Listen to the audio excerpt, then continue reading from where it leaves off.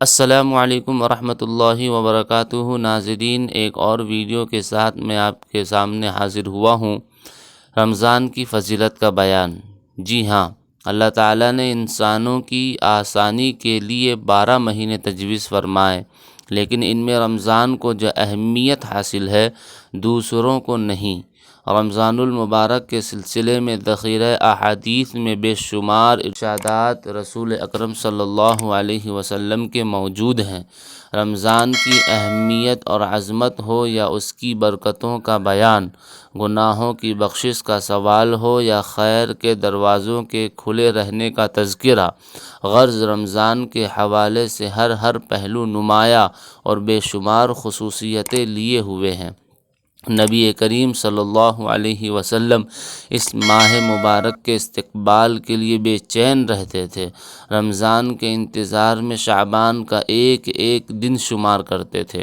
حضرت عائشہ رضی اللہ تعالی عنہا فرماتی ہیں کہ نبی کریم صلی اللہ علیہ وسلم جتنا شعبان کے ایام گننے کا اہتمام فرماتے تھے، اتنا دیگر مہینہ کا اہتمام نہ فرماتے تھے۔